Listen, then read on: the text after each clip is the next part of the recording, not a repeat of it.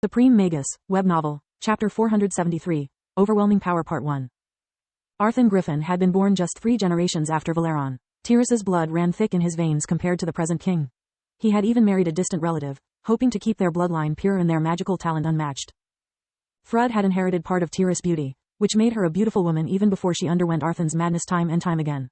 Not only did the machine refine her body similarly to what happened to an awakened one, but it also filtered out the human portion of her blood while enhancing Tyrus with each cycle. Thrud was 1.78 meters, 5 feet 10 inches, tall, with long ash blonde hair that framed the delicate features of her oval face. Her rosy skin was flawless, emphasizing the contrast between her silver eyes and her full red lips. Not even the royal armor could hide her soft curves nor her powerful aura suppress the sensual grace of every of her move. Unluckily for her ego, Manohar had known Tista long enough to be unfazed by her presence. Yeah, definitely second, he repeated after rudely checking her out for several seconds, managing to make her fury grow. Meanwhile, the barrage of spells kept hitting the external barrier so hard that for a second the resulting shockwaves made him almost lose his balance. Killian ignored the 2 mad babblers and focused on the array. His third eye was still active, revealing that cracks had appeared at several points along the barrier and were slowly but inexorably expanding. He used the Queen's core sign language to signal the others to stall for time. Manohar, where's Mina? Journey believed that she was actually staring at her. Even if her suspicions were incorrect, she couldn't care less about Mina's fate at the moment. She asked the question mostly to prevent the professor from further enraging the enemy and avoid being attacked. Beats me, you should ask her loyal housemaid, Hessie here. Manohar shrugged, pointing his finger at Thrud. Hessie? Journey was honestly surprised. She had never suspected such a meek woman. You disappoint me, Journey Ernez. Thrud laughed, turning back to her arrogant self. You should play more of the game your young friend invented. She pointed her sword at Lith. You would learn that at the end of every game, queen and pawn go back into the same box. By always being forced to stick close to her incompetent young miss, Hessie gave me access to the same information Mina had, but with much more freedom of movement. Besides, I got tired of playing princess decades ago. Another tremor made dust fall from the ceiling. Thrud inwardly cursed, realizing she had almost fallen for their trickery simply because it was the first time in decades that she could be herself. Almost. Nicely played. Let's see which will last longer, your lives or my barrier. She snarled while darting forward with the point of her sword aimed at Journey's heart. Even though Journey was under the effect of some of the most powerful potions alchemy could produce, the assault was so fast that only Manohar's shields of light saved her life. Despite them being a physical manifestation of the mad professor's mana and willpower, the sword of Arthur pierced 3 shields before it could be stopped. Lith threw Manohar a body-enhancing potion while cursing at himself. Damn, I was so surprised by all this shit that I almost let Journey die. He thought as the rest of the team drank their own. His mind was racing thinking about all the possible applications hard light constructs may have. It could even help him figure out a way to give Solus a body.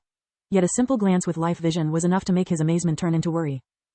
Her sword isn't the only problem. Her armor emits a stronger magical aura than anything else I have ever seen.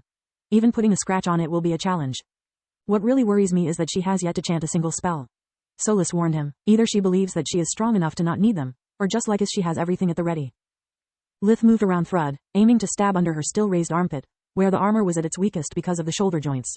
She sneered as she executed a sidekick to thwart his predictable attack. Thrud's body was way stronger than Lith, and centuries of being exposed to her own improved version of Arthur's madness had modified her cells to the point of making them capable of absorbing world energy by generating a vortex.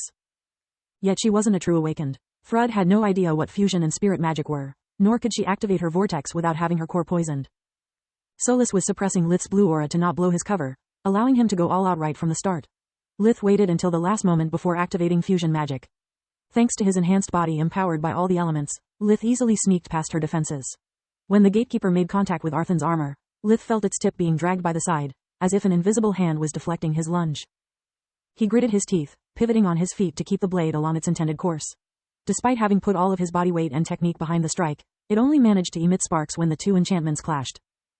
Lith's sudden change of pace had taken Thrud by surprise, but she needed only 1 split second to adapt. Lith used water fusion to make his movements so fluid that there was no pause between his attacks.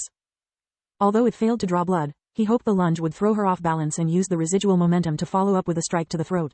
Thrud's eyes burned with yellow light and so did the corresponding crystal on her sword.